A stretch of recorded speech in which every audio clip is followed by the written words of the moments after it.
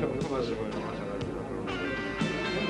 Además que tenemos a alguien más alto. Porque se me han traído para que no falte.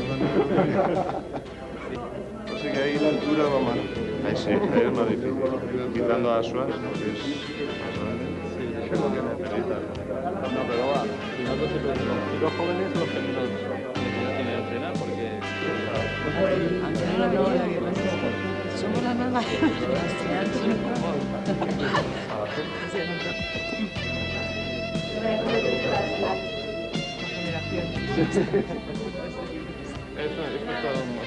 Vamos a hablar ahora cuantificar esto. Otro problema muy relacionado con esto es la actualización de los conocimientos médicos. Es decir, en el momento en que acaba una crisis... Y venía de Italia y digo, no, dice, voy a Madrid, me voy a Albania. ¿Qué vas? Digo, ¿por qué no te vas desde Milán directo? Pero es que no nos dejan ir solos, y salimos a ir todos juntos.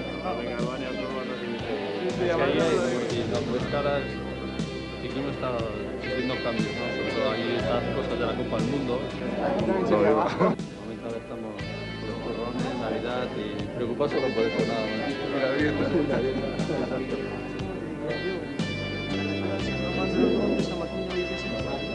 Sí. Allí no por así tomar.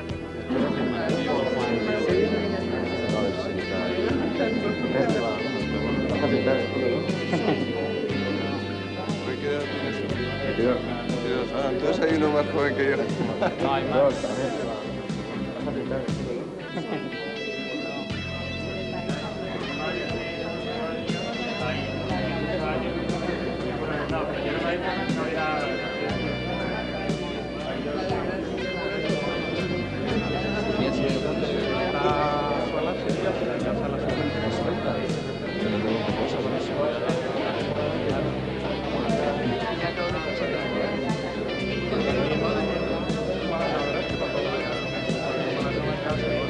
Se salen del trabajo.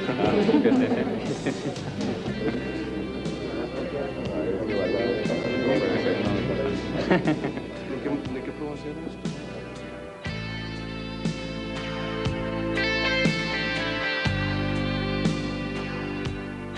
Teóricamente nos dicen que esta es una época light, pero no es tan cierto. Yo creo que es una época de grandes convulsiones. Hay un proverbio chino que cuando maldecían a alguien le decían te condeno a vivir una época interesante. A lo mejor nuestra época es súper interesante, ¿no?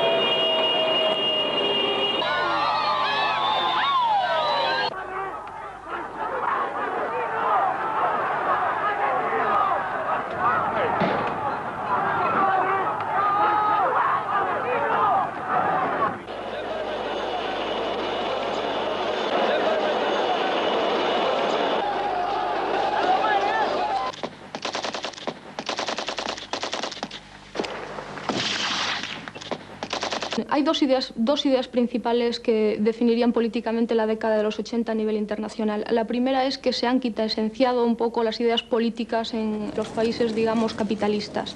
Casi podríamos empezar con la Thatcher en Inglaterra o el socialismo light de Mitterrand en Francia, que han un poco definido las grandes coordenadas de lo que ha sido la política en los países civilizados o avanzados, industrializados.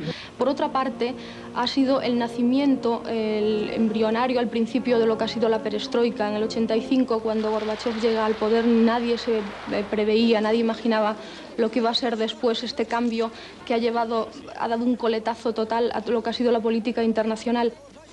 Pero seguramente el ídolo de esta época sea Gorbachov. Gorbachov porque ha conseguido encontrar una tercera vía para esos dos mundos que parecían tan separados y que resulta que no lo estaban tanto.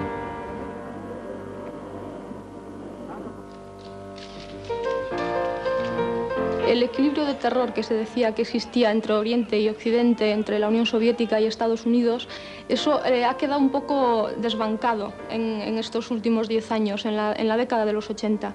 ¿Y por qué?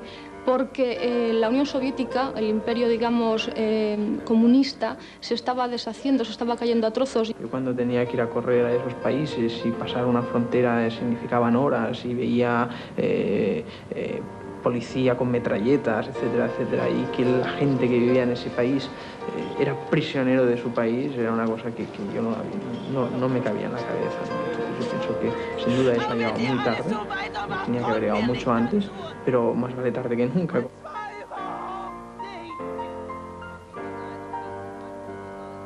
Lo que sí me impresiona es cómo normalmente las cosas pasan a una velocidad muy lenta, sobre todo las cosas de países, las cosas así un poco mundiales, y cómo en un lapsus de tiempo tan corto ha podido dar un cambio tan radical, una cosa que lleva tantos años ahí pues establecida. Esto aún me tiene impresionado. Hombre, yo creo que ha sido una década de muchos hechos, pero que yo creo que tenían un objetivo, ¿no? Incluso a nivel de política internacional, yo diría que es un poco lo mismo, ¿no? La caída del muro, todas estas cosas. A mí me suena todo a que todo tiene un objetivo económico, de definición, ¿no? Creo que una de las características de esta década ha sido la importancia mayor que ha tenido cada vez el dinero. Por el camino que vamos a tener un mundo con muchos coches y muchas lavadoras, pero con pocos animales y con pocos bosques. En los años 80 el deterioro del ambiente ha sido, creo que terrible. Y entonces en estos años yo creo que lo que existe es una concienciación de que estos problemas son muy importantes y que en un futuro pueden ser decisivos. Yo lo que tengo muy acentuado es mi conciencia de especie, mi conciencia de género. Yo soy un ser humano y me preocupa extraordinariamente el destino de los seres humanos. Por supuesto, hay cuestiones ecológicas de alcance universal que por supuesto que me preocupan como a todo el mundo, pero soy incapaz hasta la fecha de movilizarme por pequeñas cuestiones como las ballenas o las focas, cuando mucha gente de mi especie lo está pasando tan mal. Existen países pensados única y exclusivamente para un gobierno, para un ejército, para una estrategia de poder muy concreta. Son países a lo mejor donde tú vas y ves que la gente se está muriendo de hambre, pero sin embargo existen unas carreteras que están hechas, pensadas, es profeso para los ejércitos. Incluso vas por una autopista hecha por alemanes o por suizos en plena Etiopía, en pleno Irak, en pleno Irán, y dices, pero ¿qué es esto? Incluso hechas para que aterricen aviones, para que despeguen aviones, para que sirvan incluso como bases militares. Yo creo que precisamente lo que ha ocurrido en la última década ha llevado a olvidar de cualquier tipo de dicotomía, norte-sur, este-oeste, arriba-abajo, izquierda-derecha. Simplemente lo que queda ahora es cómo se puede llevar a cabo, cómo se puede sobrevivir precisamente al final de todas las dicotomías.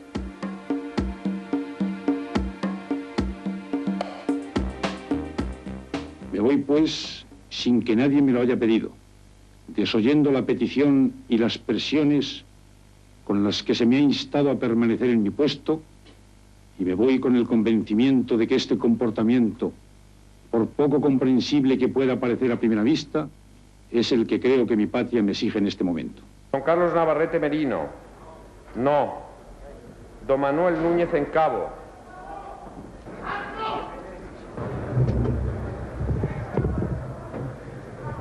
¡Quieto todo el mundo!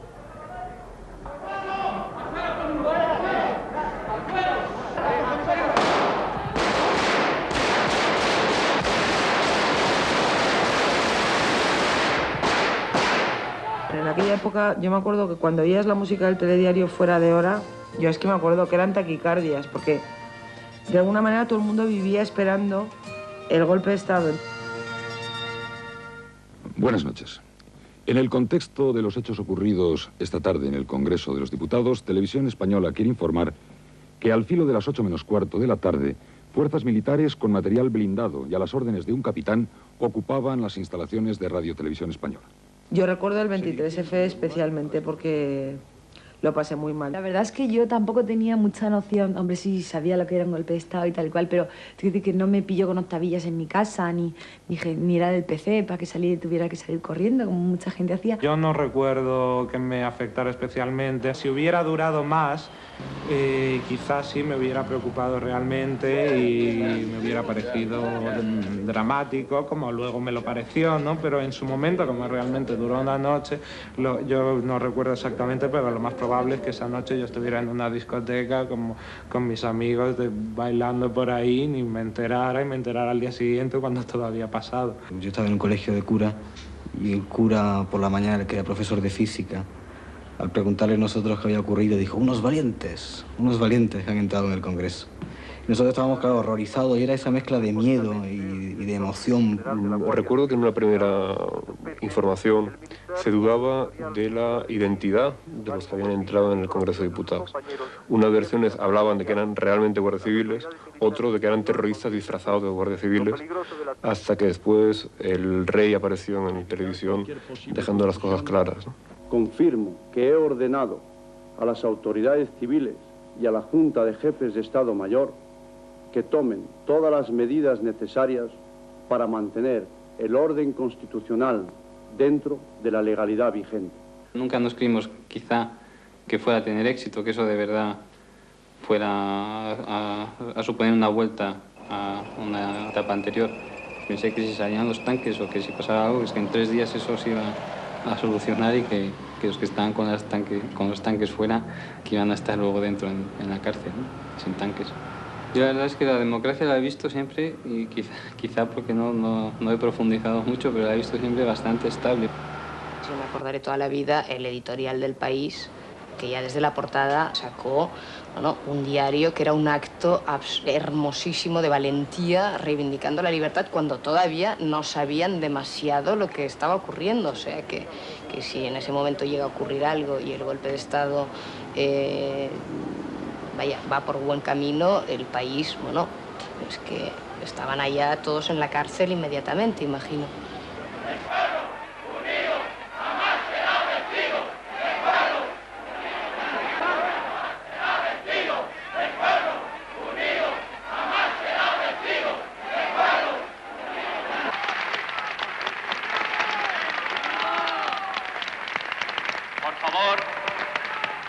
¡Viva la Constitución! ¡Viva! ¡Viva la democracia! ¡Viva! ¡Viva España! ¡Viva! Creo que es decisivo el papel de los medios de información. Decisivo, sobre todo sobre todo al principio de la década, me parece, al principio de los 80. Si por fin se podía ver que un caso social, sobre todo de un nivel y de una amplitud como podría ser el caso de la colza, se estaba tratando casi como se hacía en otros países. Y en otros países pues, de nuestra periferia, como los europeos. Incluso allí se trató así, se interpretó así, como que en España por fin se podía hablar con libertad o con una cierta apertura de casos que afectaban a un amplio colectivo, ¿no? Y desde dentro también por fin se decía que se podía hacer un poco de justicia cuando alguien era un poco víctima de situaciones más globales y que no manejaba. También se podían poner entredicho los poderes fácticos famosos de los que se hablaba en el ejército, la iglesia, todo eso. El divorcio lo que hacía era reflejar que por fin podíamos asumir con una especie de modernidad y una apertura de mente cosas que hasta entonces nos habían sido impuestas como dadas, sin poder poner en entredicho jamás.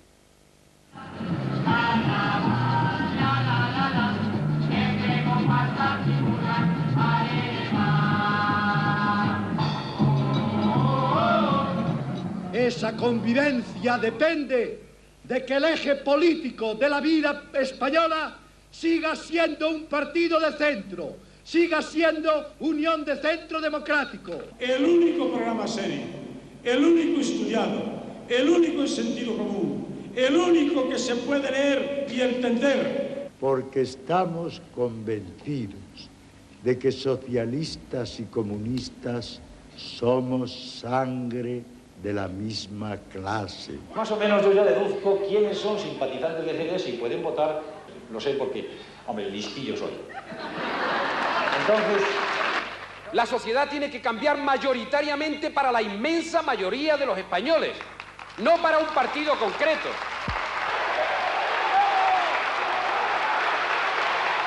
Los socialistas fueron capaces de emitir un mensaje que fue muy bien comprendido. Y eso creo es uno de los muchos factores que hicieron que la gente se agarrase a una idea clara. Y clara, desde luego, tenían las cosas. Pues yo creo que la victoria del PSOE en las elecciones, por lo que supuso, efectivamente, fue el despertar de muchas ilusiones. Había gente que había trabajado mucho, que había luchado mucho por la izquierda en este país, y fue el cumplimiento de esa esperanza.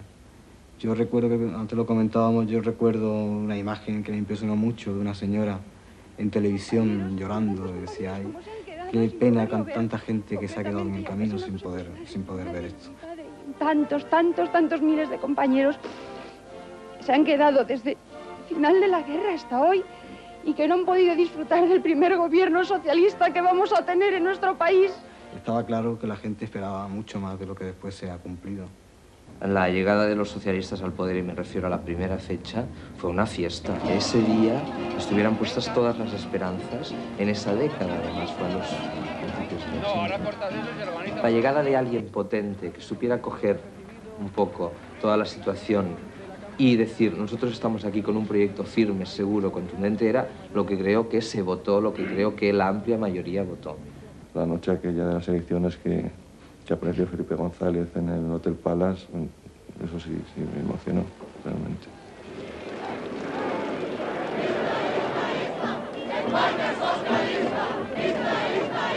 Quizás así como decir, pues supongo que con estos estaremos mucho mejor, porque supuestamente, ideológicamente, sería más fácil convivir con ellos, que eran más tolerantes, más etcétera, que los otros. Eso es todo. No significó más. A través de la televisión me enteré que eso que había ganado el PSOE y eso, pero que tampoco saben ni lo que era ni nada, ¿no? La gente, yo creo que más el que menos miraría en un diccionario es socialista, a ver lo que es, y creo que le gustaría mucho la cosa. Yo creo que el socialismo se ha repartido un poco más, que la gente viva mejor. Yo al principio me asusté, es decir, de repente la izquierda en el poder me pudo chocar, y en un momento determinado, pues cierto momento de dudas y de decir qué es lo que va a ocurrir, van a socializar, qué va a ocurrir exactamente. Después se vio que se podía alternar, o que podía estar un partido de izquierdas en el poder sin que la izquierda significara lo que a lo mejor a nosotros nos habían enseñado, o en mi caso concreto, a lo mejor lo que podía ser la izquierda de antaño. Como aquellos principios generales a que estábamos tan acostumbrados a hablar de ideas generales, de absolutos, de repente todo se deshacía. ¿Cómo era posible que el Papa hubiera sido tan bien recibido por un gobierno socialista? Alguna gente se llevaba las manos a la cabeza, pero de hecho los sectores más conservadores tuvieron más cancha que nadie, empezaron con aquel famoso lema del totus tuos, que se hizo tan conocido, ¿no? Y eso se podía hacer porque sí, porque de repente todo se había vuelto mucho más civilizado y no había sido el fin del mundo ni el acabose que la izquierda llegara al poder. Cómo se desmitificaban grandes principios que hasta entonces no habían sido puestos jamás en entredicho. Con la ley del aborto, pues los derechos humanos, la libertad individual de afrontar cada uno sus propios problemas, y todo esto siempre regido por ley. El enorme debate que se creó después, gente que decía que era insuficiente, gente que decía que ya era demasiado, pero sin embargo no pasó nada, simplemente se discutió en la calle. Y la expropiación de Rumasa, pues también más de lo mismo. La solución más constructiva, y en realidad la única posible, tras la actitud de no colaboración y el intento de traspasar las responsabilidades de la gerencia del grupo al gobierno, era la expropiación. Yo recuerdo, de todas maneras, que en aquel momento yo me sentí apoyar vehementemente la expropiación de Rumasa, porque los argumentos que se dieron me parecieron muy bien y me sentí muy de acuerdo con aquella expropiación. Volvería a ser Rumasa exactamente tal y como estaba. Yo en aquel entonces, como empresario, tengo que decir que pues me causó cierto temor, por una parte, y luego tampoco acabé de entenderlo, ni lo acabaré de entender nunca. Es decir, como empresario lo encontré muy preocupante. Si había justificación para hacerlo, porque había un momento muy problemático para muchísimos trabajadores, a lo mejor, y para familias que estaban viviendo de ahí, me parece muy bien que se hiciera, pero siempre y cuando tuvieran las suficientes garantías de que eso estaba ocurriendo. Y, por supuesto, que hubieran dejado siempre defender a la otra parte. España dio un salto, quiero decir, hizo la trayectoria que había hecho el resto de Europa en 30 o 40 años, la hizo en 3 o 4 o 5 años, ¿no? Lo veíamos como cambios positivos porque se supone que iban a hacer que España evolucionara hacia algo más cercano a ese mundo cosmopolita que no es de ninguna parte, que era el que a nosotros nos gustaba. La incorporación en la Comunidad Económica Europea sí me parece que significa un paso adelante en la integración en Europa, en la modernidad, digámoslo así. Y efectivamente, de alguna manera, es cierto, y no es que exactamente por estar en la Comunidad Económica Europea España se modernice, pero evidentemente es un impulso y es ya la entrada por un camino que se había empezado a trazar mucho antes. Yo la recuerdo sobre todo personificada en un señor, ¿no? En Fernando Morán. Yo creo que fue una batalla un tanto, no sé, supongo que tendría su apoyo y todas esas historias, ¿no? Pero da un poco la sensación de ser la batalla de Don Quijote, ¿no? Que lo mandaron a Bruselas y volvió con el ingreso en el mercado común y todas esas cosas, ¿no? Yo creo que, por ejemplo, toda esa transición de entrar en la Comunidad Económica Europea, de entrar en la OTAN, yo te digo, por lo menos en cuanto respecta a mí y a todo lo que eran mis amigos de ese momento, no nos importaba absolutamente nada.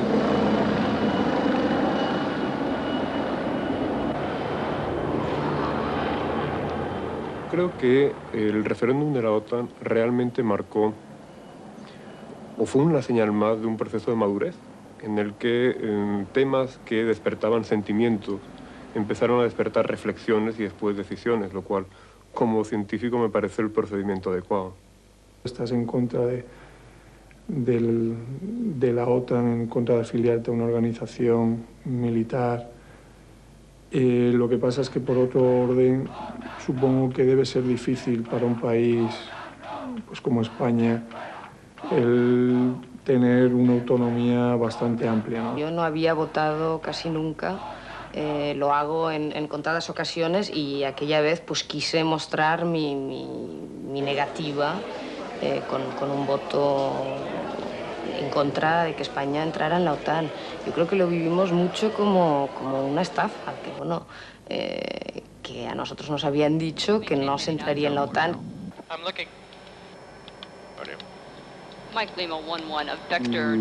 Yo en principio estaba en contra, porque bueno, la idea de llevar todo hacia un sistema militarizado no me hace mucha gracia, ¿no? Pero bueno, supone ventajas también por otro lado, ¿no? Tenemos aliados, socios, por llamarlos de alguna manera, ¿no?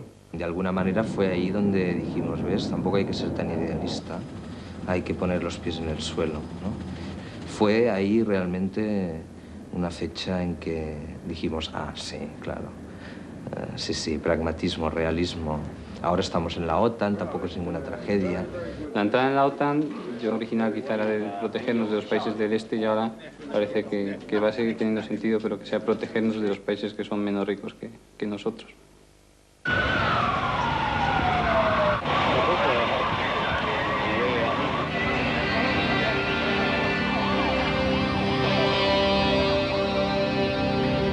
También quizás destacar el hecho del terrorismo como algo importante dentro de nuestra década. Yo creo que ha sido durante los años 80 en que ETA, bueno, dejó de una regla, abandonó una de las reglas de sus actuaciones, que era que no mataban a civiles.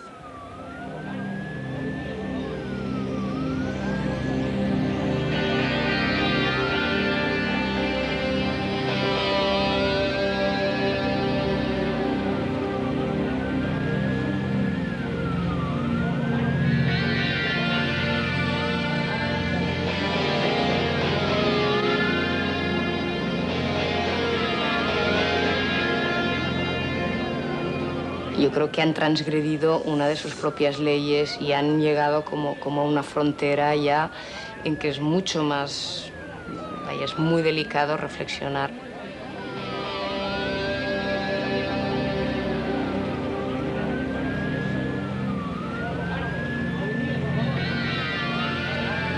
A mí me parece muy bien que un catalán se sienta catalán, pero que también se sienta español, ¿no? y un vasco igual. Pero lo que ya no comparto son las formas de pensar de los nacionalismos extremos, ¿no? Porque no se puede ir por la vida así y pretender tener el apoyo de un pueblo, ¿no? Es el principal problema que podemos tener en España, que fundamentalmente nosotros ya hemos nacido con ese problema. Desgraciadamente nos hemos acostumbrado a ese problema y yo creo que teníamos que ser, precisamente tenemos que ser cada vez, tener más a flor de piel ese problema para no acostumbrarnos a él. Y parece que algo tan brutal es algo que ya no choca y que ya te lo dan en un informativo y no ocurre nada más.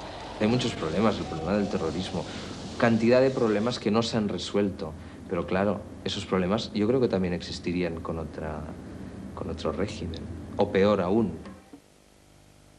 Es verdad que España empieza a la gente que antes no le preocupaba este país o que prácticamente no se hablaba de él, empieza a hablarse y empieza a verse que es un país que va subiendo hacia arriba y que cada día está intentando conseguir el nivel como mínimo medio europeo, ¿no?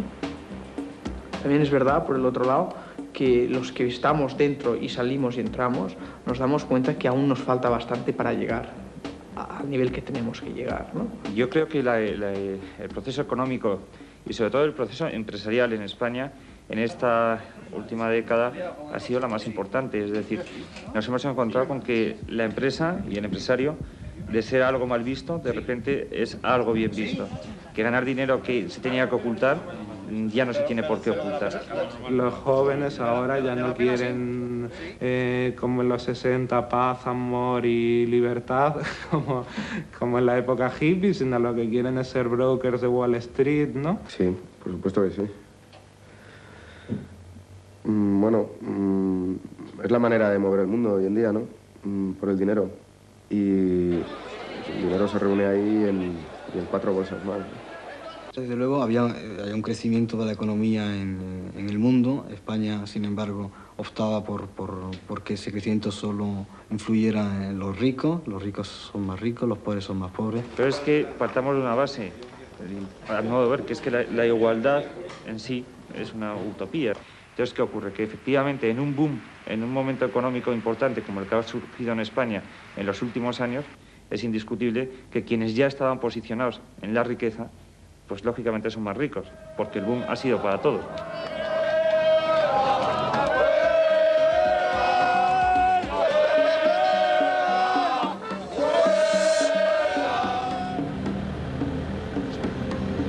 El conflicto entre gobiernos, sindicatos, hablar de 14D, recordarlo y todo esto, sea porque se han acelerado demasiado los cambios.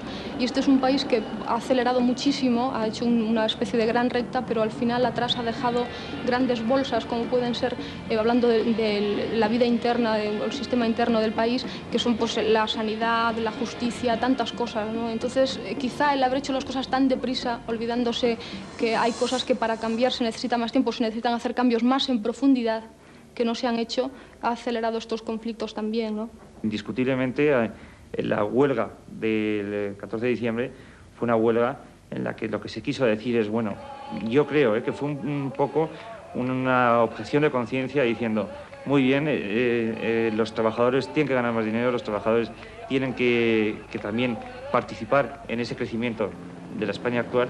A mí me parece que fue una manifestación, la de la huelga general del 14D, una manifestación del sentir de la gran mayoría del pueblo español, una manifestación de protesta y un revulsivo frente a ese optimismo, esa alegría de los poderosos, de los gobernantes.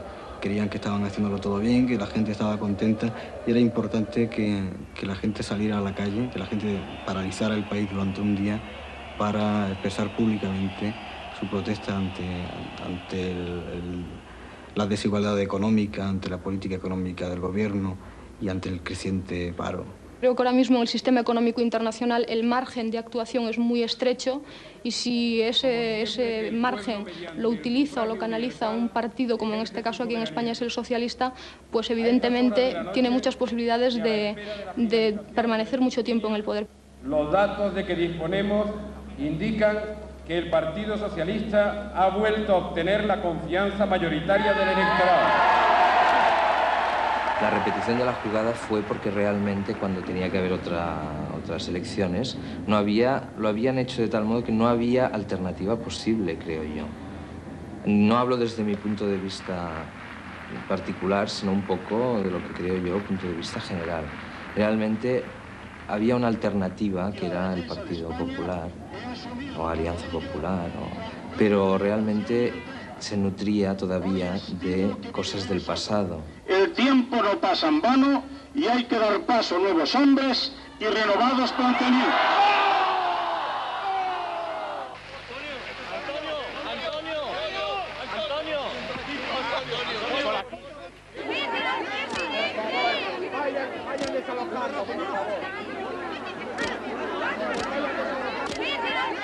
No va a necesitar serlo porque le vamos a ganar el día 29. Le vamos a retirar nosotros.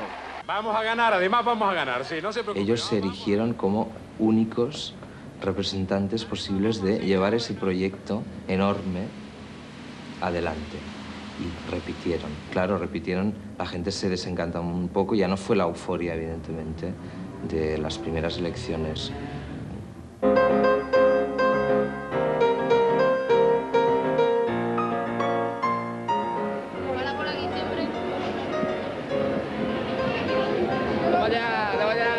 Ha sido la generación siniestra para los más jóvenes. Por un lado, la crisis económica, que hace que la gente joven tenga menos posibilidades de expansión, que la gente tenga que quedarse con sus padres a vivir. El paro no lo entiendo porque trabajo hay. Lo que pasa es que lo que no pienso es que no hay muchas ganas de trabajar, ¿no? No todo el mundo va a tener que ser abogado, ni todo el mundo va a tener que ser ingeniero, ni perito, ni nada de esto. Si no puedes guiarte, no puedes por esa vía mantenerte, pues tienes que buscar otra cosa, que no ninguna deshonra ser, no sé, un carpintero, un barrendero o cualquier otra cosa. Hace años, cuando ibas a la universidad, casi tenías asegurado el trabajo cuando acababas. En cambio, ahora quizá lo que tienes asegurado es el paro y algunos años de despiste, de no saber qué hacer. Esto de no tener asegurado un trabajo al acabar y tardar tiempo en conseguirlo, estar varios años en el paro, porque ahora si acabas la carrera con 23 años o algo así, pues a lo mejor hasta los 27, 28 puedes pasar perfectamente sin encontrar trabajo. En España ha sido más difícil para la gente joven. Terminan las carreras, no tienen en qué colocarse. Ese aspecto es muy negativo. Luego está el SIDA, que ha barrido con todo y que en España casualmente está más unido a la droga que a la homosexualidad, al menos hasta ahora, lo cual refleja también el hecho de que en España todo lo de las drogas, que empezó siendo muy divertido y muy de jiji, muy de jaja y muy de snobs, pues ahora mismo es un problema para todo el mundo. Yo creo que esos han sido los problemas y curiosamente, si te fijas, son problemas que afectan directamente a la juventud. O sea que los problemas que ha habido en los 80 grandes en España son problemas que directamente están relacionados con la gente joven. Yo creo que el SIDA sí ha cambiado la mentalidad de la gente. La mentalidad de la gente en cuanto al sexo, muchísimo. Por lo menos ahora se toman muchas más precauciones y, bueno, ya no es aquel desmadre que había antes. La gente se ha cortado bastante. Por gente de mi edad, está muy cortada, sí. Muy cortada porque antes encamarse con una señora o que la señora se encamara contigo era realmente fácil, ¿no? Pero ahora creo que se han de tomar muchas medidas, precauciones y no te encamas con cualquiera. También hay una ola de conservadurismo impulsada por Estados Unidos, Inglaterra y tal. Esto es por culpa del SIDA, absolutamente. Yo veo natural que la gente contemple el SIDA como lo que es un asunto tremendo y hay que tener muchísimo cuidado. Y además ha habido mucho interés en esta dirección. Creo que el SIDA se ha utilizado, esto es evidente, se ha utilizado por una corriente de puritanismo que le tenía muy bien ese castigo divino. AIDS can be stopped and you can help stop it. If you have sex, have just one safe partner or always use condoms. Always. A mí personalmente no me ha afectado demasiado en mi manera de comportarme, ¿no? Pero bueno, ya se sabe que hay este problema y se sabe cómo evitarlo. Está el SIDA, el paro, pero también hay otras ventajas, ¿no? que la gente de ahora, precisamente por conocer la droga de cerca, somos más maduros, ¿no? Más, o sea, un tío con 20 años o con 20 y tantos sabe que el caballo mata, ¿no? Antes la gente era más ingenua, ¿no? En esta década lo que es la drogodependencia también pues ha incrementado tremendamente, pero yo creo que la gente joven, la gente de nuestra década, lo que sí sabe perfectamente lo que es, el qué es, hasta qué límites se pueden llegar en las cosas y hasta qué límites la vida te exige un trabajo y una responsabilidad. Yo soy de la opinión que cuando algo está prohibido la gente lo quiere más, ¿no? Porque es una cosa prohibida y a descubrir. Yo no lo prohibiría por este hecho, pero no me gusta nada. Creo que se ha producido dentro de nuestra década, digamos, de nuestra gente, el cambio de la droga como algo bien visto, ¿no? Incluso socialmente bien visto, al cambio al polo opuesto, ¿no? A ser algo dañino, evidentemente dañino, y que provoca un perjuicio, sobre todo tipo moral, aparte del perjuicio físico que puede causar, ¿no? El drogadicto tiene que ser consciente de que el problema es suyo, además de ser un problema social. La droga es un problema social, pero el drogadicto es un problema del drogadicto. La solución para el tema de las drogas es evidentemente compleja. Creo que el 80% o 90% de los robos y de los delincuentes están motivados por las drogas, por la heroína en particular. Entonces, esto se puede solucionar legalizándola, ¿no? Y si no se hace, pues no entiendo por qué, porque es bastante claro. El problema de nuestra generación es ese, que quizá lo hemos tenido todo demasiado fácil, ¿no? Que pensamos que todo cae del cielo y del cielo no cae nada más que la lluvia, ¿no?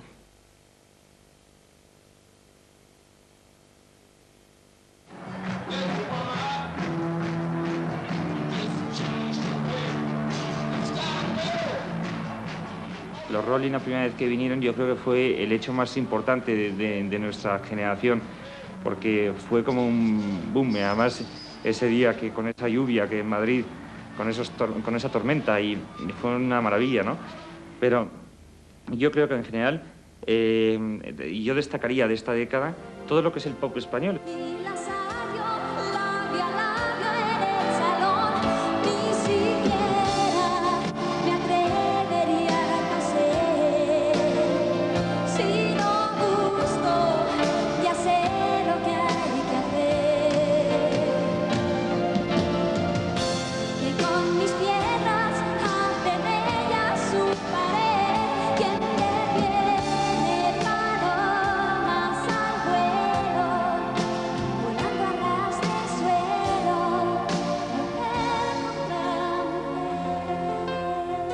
Entonces, pues hablar de Duncan Dunn es algo que es imprescindible para cualquier joven de hoy en día o de los 80. Es un momento en un tipo de música fundamental. Hablar de Miguel Bosé. Seré el viento que va, navegaré por tu oscuridad, tu rocío. Beso frío que me quemará. Por un lado, me parece que no ha sido una época realmente muy creativa, que haya dado muchas cosas nuevas, y de hecho se va a ver como los 80 como exactamente la década del reciclaje, porque en todo tipo de aspectos, como tanto música, todo lo que quieras, ha sido exactamente la época del reciclaje. No, a mí me gusta la música de consumo rápido. Ya te digo, lo de la poca creatividad está también basado en ideas que están caducas, porque ahora mismo, gracias a los adelantos que hay, como el sampler y los ordenadores y todo esto, pues los chicos de 15 años en su casa pueden componer una canción. En los 80, quieras que no, lo que sí todos hemos tenido es la libertad de hacer exactamente lo que nos ha dado la gana, porque no existía la censura, entonces todo el mundo más o menos podía hacer lo que quisiera, ¿no? La movida fue un estallido de euforia en un momento en que empezaba eso a sentarse la democracia y a vivirse un momento de mayor prosperidad económica. Pues la movida para mí significó una tontería. Quiero decir, mira, yo y una serie de amigos míos a finales de los 70, primero de los 80 empezamos a hacer cosas, empezamos a hacer grupos de rock, otros eran pintores, otros eran directores de cine, otros eran diseñadores de moda, lo que fuera. Creo que la primera vez que leímos el término fue en un periódico. Dijimos, anda, mira con lo que sale. Y no tenía nada, ningún sentido, porque aglutinaba gente que éramos amigos, que nos conocíamos y que se supone que teníamos gustos comunes, con otra gente a la que no conocíamos de nada o no queríamos conocer de nada, que era completamente distinta a nosotros y que tenía caminos completamente opuestos. Se empezó como a englobar todo, como en un concepto que se empezó a llamar movida madrileña, del que por supuesto todos a los que se nos integró en la movida madrileña renegamos, y en cambio justo los que no se les había integrado en esa historia se apuntaron para aprovecharse de ello. Y ya te digo que se utilizó, yo creo que bastante vilmente, porque se ha utilizado para decir que España es muy moderna, que Madrid era maravilloso, pero nunca hemos visto un duro para grabar un disco, para hacer un concierto, para nada. Cuando empezamos con Caca Deluxe había una escena musical en la que solo existían los solistas, por un lado tipo Camilo VI, y luego unos grupos de rock mastodónticos que sabían mucha música. Nosotros rompimos con todo eso, porque formamos un grupo con gente que no sabía tocar y aparecieron muchísimos grupos que no sabían tocar, pero tenían mucha imaginación. Te quiero porque eres sucia, guarra, puta y lisonjera, la más obscena de Murcia y a mi disposición entera. En aquel momento hacer una película con Pedro era terrible, porque por un lado todo el mundo lo ponía fatal. Y cuando digo todo el mundo, digo a la misma gente que ahora le pone fenomenal. Traigo un poco de coca. ¿Quieres? No me apetece. Ay, hija, ¿cómo estás? Pues le guardaré un poco a Lucy, porque ella seguro que sí. Oye, Bon, he quedado con los cámaras de la agencia para empezar a rodar el vídeo este fin de semana.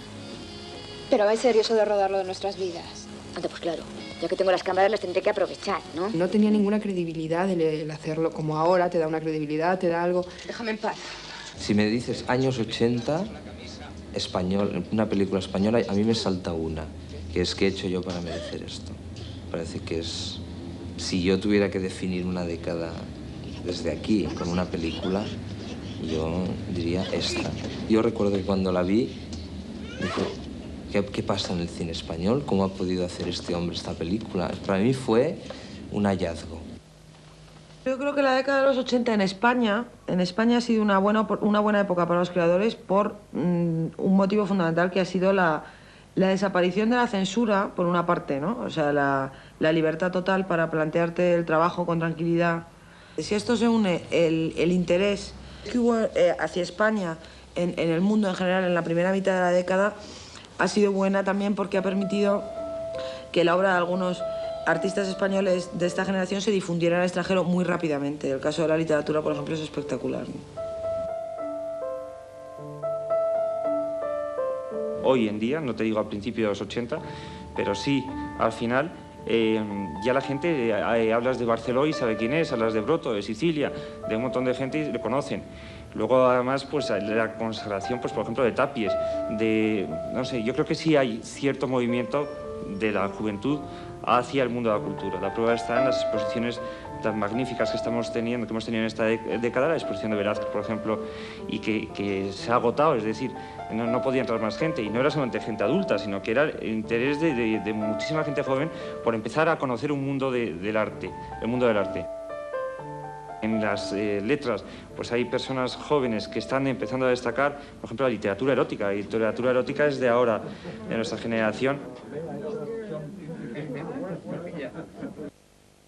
À la ville de...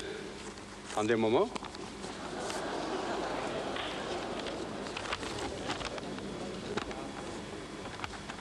À la ville de Barcelona, España. El hecho de que se haya elegido Barcelona como sede de las Olimpiadas significa mucho también a nivel internacional, porque se ha puesto España también al día en otro aspecto fundamental, como puede ser los deportes, ¿no? Las décadas anteriores igual no han sido, a nivel general, quiero decir, de sociedad, no han sido eminentemente deportivas. Sin embargo, esa carencia, por esa misma reacción, la sociedad tiende a cubrirla, y en este caso estamos en una sociedad todo lo contrario, ¿no? Sin embargo, es un boom deportivo, yo diría, sin base, ¿no? O sea, no hay unas condiciones buenas para que la gente haga deporte, ni para que la gente se pueda dedicar al deporte. Incluso los mismos deportistas profesionales, sus condiciones de trabajo muchas veces no son las mejores, ¿no? El deporte en estos años 80 ha hecho un cambio muy grande, porque de ser, no solo mi deporte, sino yo diría todos los deportes, de ser con un aire amateur, se han ido profesionalizando mucho, y finalmente en los últimos años de los 80 se han súper profesionalizado, yo diría, ¿no? Entonces la gente de hacer el deporte que hacía antiguamente como una cosa más, ha pasado a hacer única y exclusivamente el deporte sin hacer nada más, porque si no, no tenía opción a conseguir buenos resultados, ¿no? Y eso ha pasado, como he dicho antes, en todos los deportes. El momento que viví yo, sobre todo el momento que es cuando subes en París, en los Campos Elíseos, pues arriba, a la tribuna, tocan el himno español, pues bueno, te sientes como en un sueño, ¿no? O sea, no sabes si estás despierto, si estás dormido, no sabes si lo que está pasando es real, ¿no? El deporte en sí ya ha subido bastante en la década de los 80, pero el baloncesto quizás también, porque me muevo, lo vivo más. Bueno, ha sido desde un poco desde la medalla de plata de Los Ángeles, ha crecido como la espuma. Bueno, de alguna manera también guiada porque popularmente es un deporte que atraía mucho a la gente, ¿no? Yo creo que también, por ejemplo, ha sido importante en este caso la televisión, que ha proyectado bastantes partidos. Somos hijos de la televisión. Nosotros hemos mamado televisión por un tubo desde que teníamos 4, 5 y 6 años.